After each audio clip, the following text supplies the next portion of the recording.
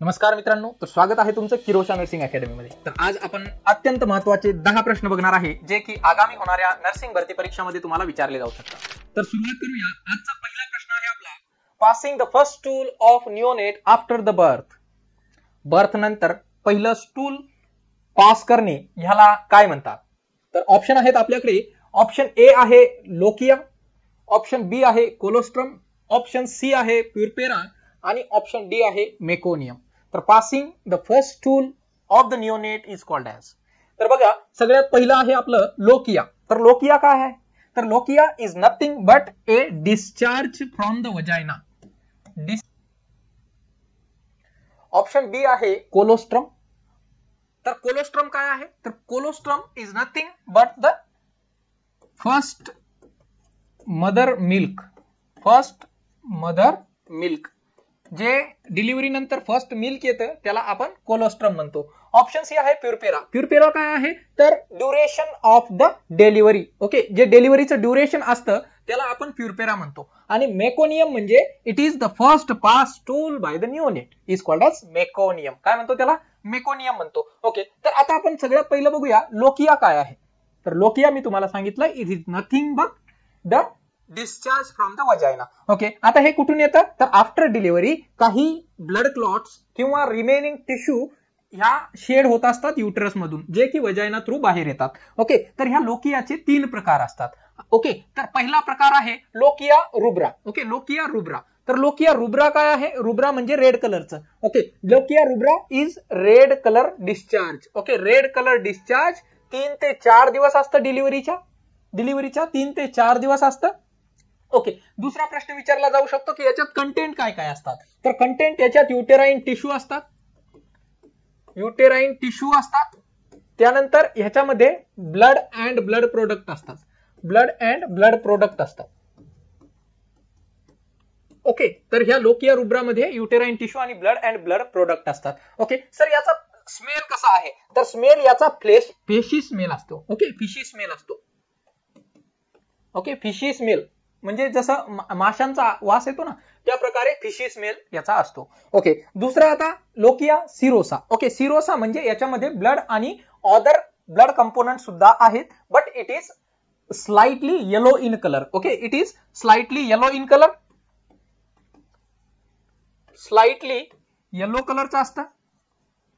Okay, आणि हे 4 days 4 to 12 days पर्यंत असतं। ओके, 4 to 12 डेज पर्यंत असतं। We can say in up to 2 weeks. Okay, around 2 weeks, 2 आठवड्यापर्यंत हा लोकिया सिरोसा असतो। ओके, त्यानंतर lochia alba. Okay, lochia alba वरून अल्बुमिन लक्षात ठेवायचं, आणि अल्बुमिनचा कलर कसा असतो? लाईट येलो असतो। ओके, लाईट येलो कलरचा असतो। तर हा usually 12 days 12 days to 3 weeks. Okay, 3 आठवड्यापर्यंत, म्हणजे 2 ते 3 आठवड्यापर्यंत हा लोकिया अल्बा हा असतो। आणि इट इज स्कॅन्टी असतो, थोडा जो आहे तो डिस्चार्ज असतो। Okay, which is lightly yellow colour. Okay, clear आहे सगळ्यांना? ओके, नाउ नेक्स्ट एक मोटिवेशन कोट तुमच्या सगळ्यांसाठी। आज आपण ह्या प्लॅटफॉर्मवर जिथं तुम्ही तयारी करताय आगामी होणाऱ्या नर्सिंग भरती परीक्षेची, जिथे तुम्हाला एकाच ठिकाणी सगळा कोर्स तुम्हाला बघायला मिळणार आहे, आणि हेच मोटिवेशन, हेच डेडिकेशन तुम्हाला डेली ठेवायचं आहे, ज्यासाठी सपनों को पाने के लिए समझदार नहीं पागल बनना पड़ता है, क्योंकि सपने देखने वाले इतिहास पढ़ते हैं और पागल बनने वाले इतिहास रचते हैं। ओके, तो इसी मोटिवेशन के साथ आज का अगला क्वेश्चन लेते हैं। Dots is use in the treatment of. Dots कुठल्या ट्रीटमेंट मध्ये यूज केला जातो? तर ऑप्शन आहेत तुमच्याकडे।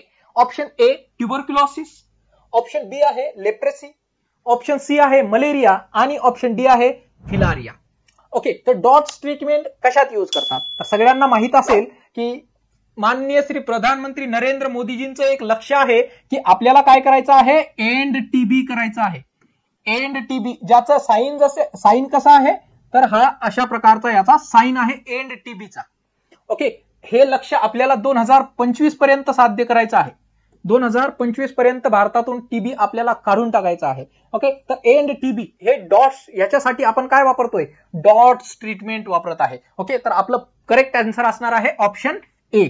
डॉट्स ही जी ट्रीटमेंट आहे आपल्याला ट्युबरक्युलोसिस साठी वापरली जाते. ओके, तर सर हे डॉट्स काय भानगड आहे. ओके, तर ही डॉट्स जी ट्रीटमेंट आहे याच्यामध्ये मल्टिपल ड्रग्स यूज केले जातात फॉर इंटेन्सिव्ह पिरियड. ओके, कारण हे ड्रग्स जे आहेत हे हाय लेवलचे अँटीबायोटिक आणि मॅक्रोलाइड्स आहेत. ओके, ज्याच्यामध्ये हा जो ट्युबरक्युलर बॅसिलाई आहे त्याला किल करण्यासाठी वापरला जाते आणि हे कॉम्बिनेशन ऑफ ड्रग वापरले जातात. ओके, तर ह्याच्यामध्ये दोन प्रकारच्या ट्रीटमेंट आपण देत असतो. पहिली ट्रीटमेंट आहे इंटेन्सिव्ह फेज. पहिला फेज आहे इंटेन्सिव्ह फेज, दुसरा फेज आहे कंटिन्युएशन फेज. दोन फेज मध्ये ट्रीटमेंट आहे, intensive phase, continuation phase.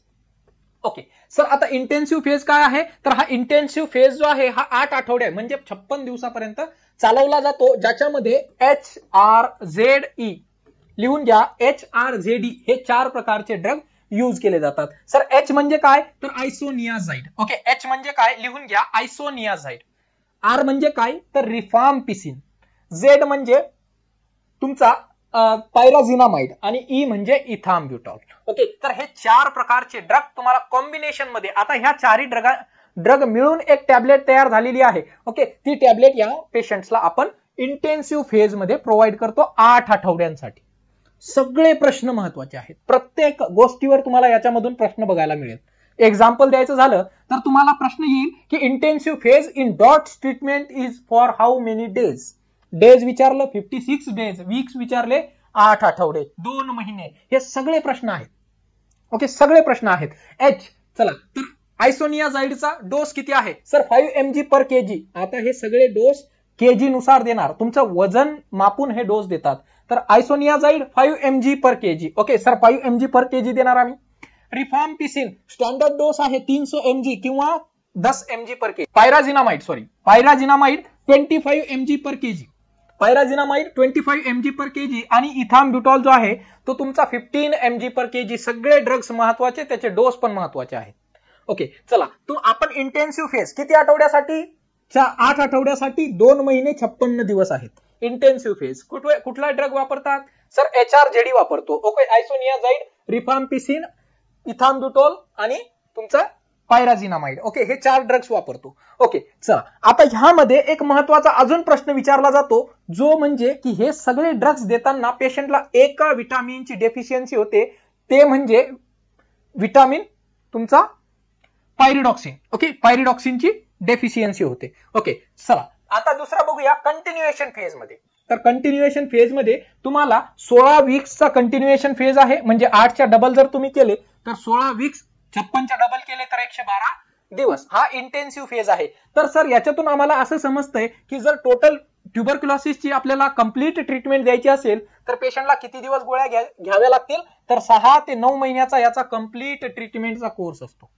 Okay, ट्युबरक्युलोसिसचा complete course किती आहे, 6 ते 9 महिन्यापर्यंत ह्या पेशंटला ह्या टॅबलेट्स घ्यावे लागतील. ओके, चला इंटेन्सिव्ह फेज मध्ये आपण पहिल्या जो इंटेन्सिव्ह फेज आहे त्याच्यामध्ये 4 प्रकारच्या टॅबलेट्स दिल्या होत्या. आता ह्या कंटिन्युएशन फेज मध्ये आपल्याला 3च प्रकारच्या टॅबलेट्स द्यायच्या आहेत. त्या कुठल्या कुठल्या आहेत, H, R आणि E. ओके, तर आयसोनियाझाइड, रिफाम्पिसिन आणि इथाम्ब्युटॉल ह्या 3 प्रकारच्या tablet. Okay, dose almost same आहेत, डोस ऑलमोस्ट सेम आहेत, परंतु या ठिकाणी एक अत्यंत महत्वाचा पॉइंट म्हणजे ज्या पेशंटमध्ये CNS किंवा स्केलेटल टीबी आहे अशा पेशंटला 24 वीक्स पर्यंत आपण ट्रीटमेंट देणार आहोत. क्लिअर आहे सगळ्यांना? एवढेच प्रश्न तुम्हाला आणि एवढ्याच गोष्टी लक्षात ठेवायच्या. याच्यामधून कमीत कमी 50 प्रश्न आपण काढू शकतो. ओके, त्यासाठी तुम्ही प्रत्येक पॉइंट लिहून घ्या. ओके, जे सांगितलं त्याला रिवाइज करा, व्हिडिओला रिपीट बघा. ओके, चला पुढच्या प्रश्नाकडे वळूया आपण. पुढचा प्रश्न आहे आपला, which of the following fontanelle in child is the first to close. नवजात बालकामध्ये सगळ्यात पहिलं क्लोज होणारं फंटानेल कुठलं आहे. ओके सर, पहिला आपण फंटानेल समजून घेऊया. तर फंटानेल काय असतं, ज्या ठिकाणी 2 बोन, आपल्या स्कलचे 2 बोन जुळत असतात आणि ते जुळताना त्याच्यामध्ये एक पोकळी निर्माण होते, त्याला आपण फंटानेल म्हणतो. ओके सर, हे काय गरज आहे, जर असं आपल्या डोक्यामध्ये जर बघितलं तर हे फंटानेल क्लोज झालेले आहेत. सर याची काय गरज आहे, तर आपल्या सगळ्यांना माहिती आहे की जे नवजात बालक आहे ह्याचा हेडचा आकार खूप मोठा असतो आणि हेड जे आहे ते रॅपिडली ग्रोथ होते. तर आपल्या ब्रेन मध्ये आपला जो ब्रेन ग्रो होत आहे त्या ग्रो होणाऱ्या ब्रेनला जागा मिळण्यासाठी हे फंटानेल असतात. ओके चला, तर सर या फंटानेलचा आता आपण काय क्लिनिकल इम्पॉर्टन्स आहे, तर हे फंटानेल जे आहे हे ब्रेनला ग्रो होण्यासाठी जागा प्रोव्हाइड करतात.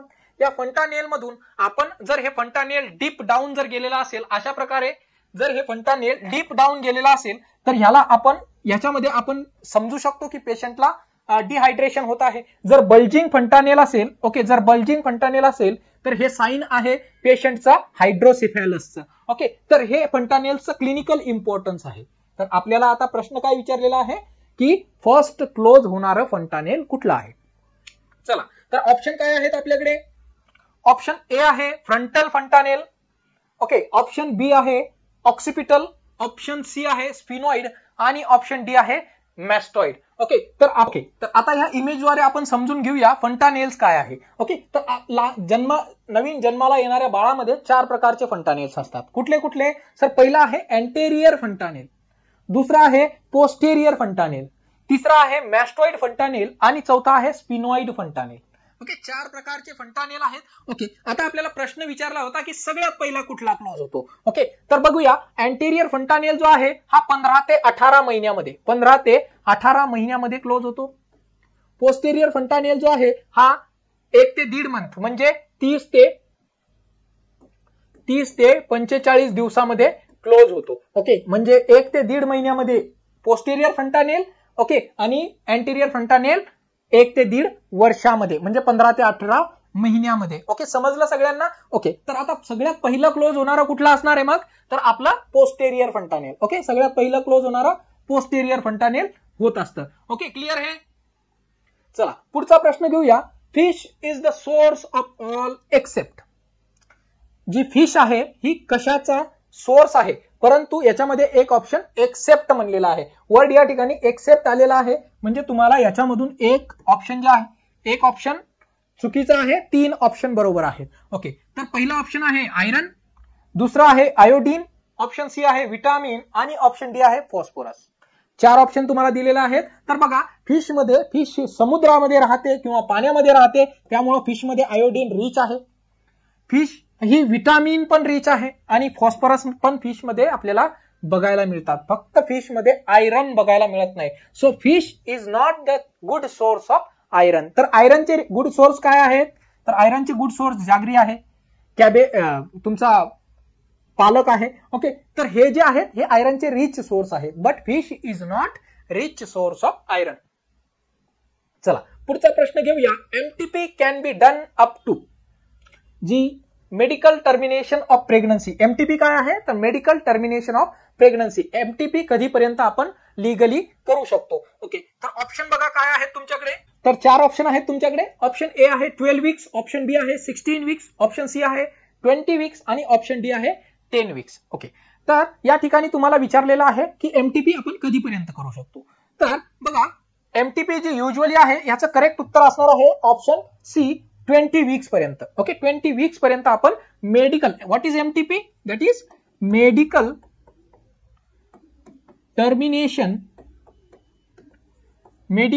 Termination of pregnancy. ओके, तर मेडिकल टर्मिनेशन ऑफ प्रेग्नन्सी म्हणजेच काही गोळ्या किंवा औषधांचा वापर करून जी प्रेग्नन्सी एंड केल्या जाते त्याला आपण एमटीपी म्हणतो. ओके, तर सर ही एमटीपी काय आहे, तर लिगली याला आपण मेडिकल टर्मिनेशन ऑफ प्रेग्नन्सी याची डेफिनेशन जर बघितली तर it's a legal procedure to end the pregnancy using medicine और surgery. Okay, sir medicine mifepristone, misoprostol, okay, हे युजिंग मेडिसिन झाले. सर्जरी काय आहे, डीएनसी आहे, ओके, किंवा व्हॅक्यूम इव्हॅक्युएशन आहे. तर ह्या सर्जिकल ट्रीटमेंट आहेत. Okay, under the MTP act विचारला जातो. ओके, याच्यामधून एक महत्वाचा प्रश्न विचारला जातो की हा एमटीपी ऍक्ट कधी चालू झाला होता, 1971. परत एक प्रश्न बनतो की याच्यामध्ये अमेंडमेंट झालेली आहे 2021 मध्ये, ज्याच्यामध्ये एक सगळ्यात महत्वाचा मुद्दा यामध्ये आहे की ज्याच्यामध्ये फादरची कन्सेंट घेतली नाही तरी चालणार आहे. ओके, जर एखाद्या मदरला मेडिकल टर्मिनेशन ऑफ प्रेग्नन्सी करायची असेल तर त्यामध्ये आता फादरची कन्संट जरुरी नाही आहे. ओके, आता याच्यामध्ये अजून काही महत्वाचे पॉइंट्स म्हणजे लीगल फ्रेमवर्क. ओके, तर legal framework up to 20 weeks with 1 register medical practitioner. Okay, with 1 register medical practitioner. जर 20 ते 24 आठवडे झालेले असतील प्रेग्नन्सीला, 20 म्हणजे किती, तर 5 ते 6 महिने जर प्रेग्नन्सी झाली असेल, ओके, तर त्याच्यासाठी फॉर स्पेशल कॅटेगरीज म्हणजे जसं की रेप केस आहे, मायनर आहे, ओके, तर याच्यासाठी आपल्याला 2 रजिस्टर मेडिकल प्रॅक्टिशनरची गरज असेल. ओके, हा पण एक महत्वाचा प्रश्न आहे. जर ही प्रेग्नन्सी 24 आठवडे म्हणजे 6 महिन्यापेक्षा जास्त जर झाले असतील तर आपल्याला only with medical board approval. Okay, board approval. परंतु याच्यामध्ये मग बोर्ड काय बघणार, तर मेडिकल बोर्ड हेच बघणार की या बाळामध्ये काही सिव्हिअर फेटल ॲबनॉर्मलिटीज आहेत का. जसं की या बाळामध्ये लिम्स अब्सेंट आहेत की दोन्ही हात दोन्ही पाय पण अब्सेंट आहेत. ओके, किंवा काही क्रिटिकल ॲबनॉर्मलिटीज आहेत ज्याच्यामध्ये जे बाळाचं सर्व्हायव्हल आहे आफ्टर डिलिव्हरी हे कमी असणार आहे. तर अशा केसेसमध्ये आपण मेडिकल बोर्ड म्हणजे 24 आठवडे झाल्यानंतर मेडिकल बोर्डच्या अप्रुव्हल नंतरच आपण मेडिकल टर्मिनेशन ऑफ प्रेग्नन्सी करू शकतो. ओके, चला मेथड काय काय आहेत, तर ह्या मेथडवर प्रश्न विचारला जातो की मेथड जी आहे ते सगळ्यात पहिली म्हणजे up to 7 weeks of pregnancy. म्हणजे प्रेग्नन्सी जर 7 वीक्स पर्यंत असेल तर आपण मेफिप्रिस्टोन किंवा मिझोप्रिस्टोल टॅब्लेट्स वापरून ही मेडिकल टर्मिनेशन ऑफ प्रेग्नन्सी करू शकतो. दुसरं, जर 7 आठवडे ते 20 आठवड्यापर्यंत जर प्रेग्नन्सी गेलेली असेल तर आपण या ठिकाणी सक्शन इव्हॅक्युएशन किंवा डायलेटेशन अँड इव्हॅक्युएशन आपण करू शकतो. जर प्रेग्नन्सी 24 वीक्स प्लस असेल तर या ठिकाणी आपल्याला it is only with life threatening abnormalities म्हणजे नॉर्मल जशी डिलिव्हरी होते त्याच प्रकारे आपल्याला ही 24 प्लस वाली डिलिव्हरी जी आहे ती आपल्याला एमटीपी करावी लागेल. क्लिअर आहे सगळ्यांना. एमटीपी वर एवढे सगळे महत्वाचे प्रश्न आहेत. ओके, चला पुढचा प्रश्न घेऊया आपण. Sharps instruments are sterilised under. तर शार्प इन्स्ट्रुमेंट कशामध्ये आपण स्टेरिलाइज करत असतो, तर ऑप्शन बघा. ऑप्शन ए आहे ड्राय हीट, ऑप्शन बी आहे तुमच्याकडे बॉइलिंग, ऑप्शन सी आहे फ्युमिगेशन आणि ऑप्शन डी आहे रेडिएशन. तर जे शार्प इन्स्ट्रुमेंट आहे हे आपण कशा प्रकारे स्टेराइल करू शकतो, तर ऑप्शन ए आहे ड्राय हीट. तर ड्राय हीटनी नाही, बॉइलिंगने याचा शार्पनेस चालला जाईल. ओके, बॉइलिंगने शार्पनेस चालला जाईल.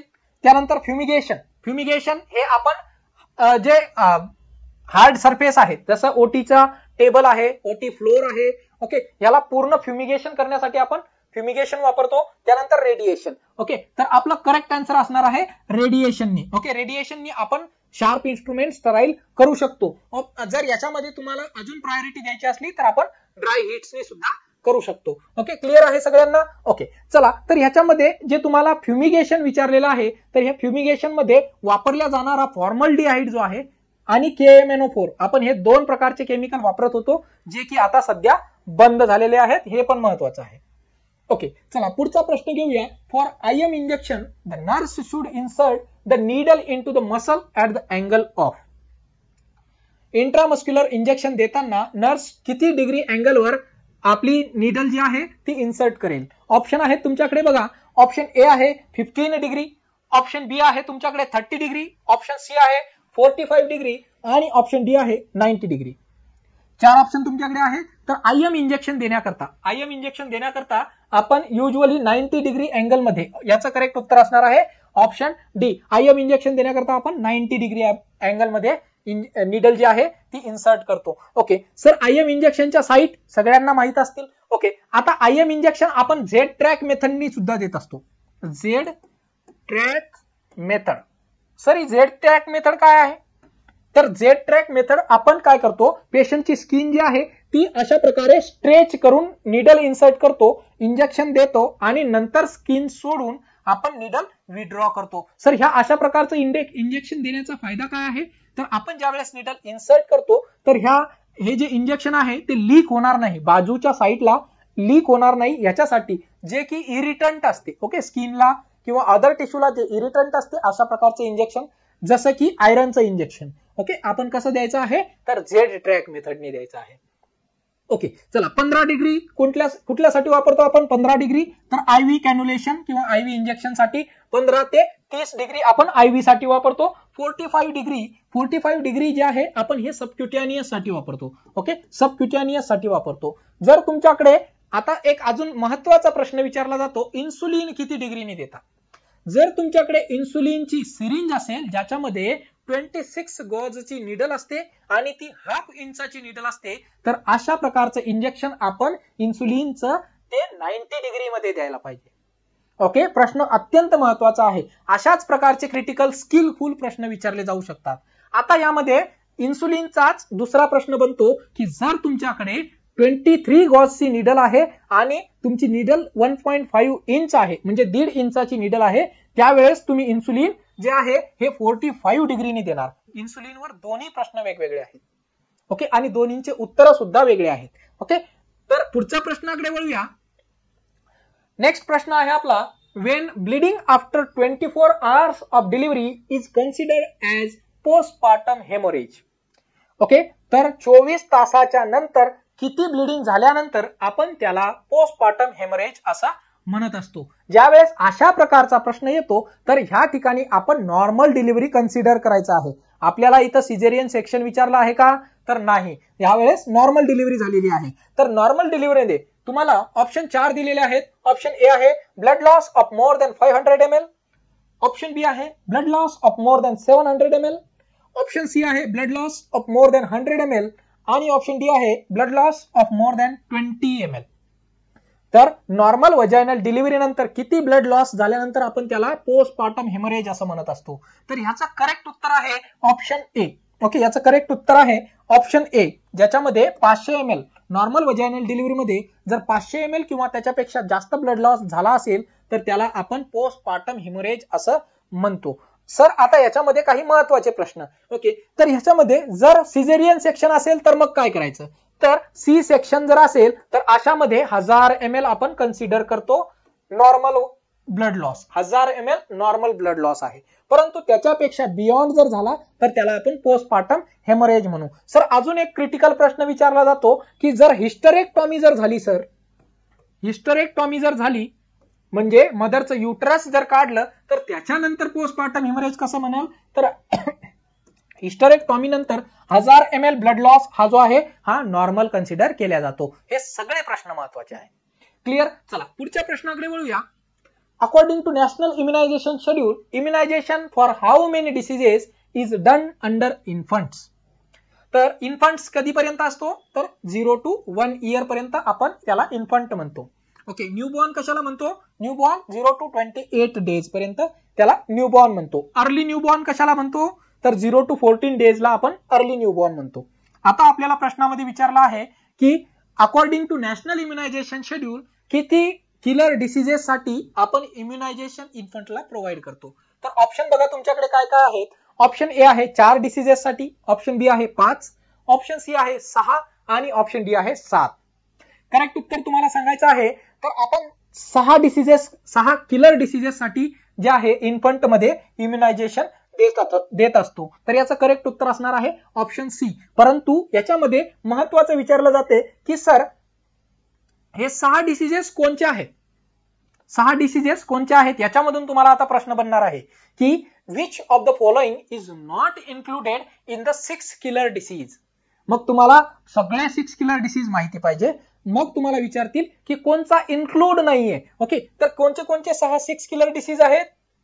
तर पहिला बघा, पहिला आहे डिप्थेरिया. ओके, डिप्थेरिया मध्ये काय होतं? थ्रोट इन्फेक्शन, ब्रीदिंग डिफिकल्टी आणि हार्ट फेल्युअर.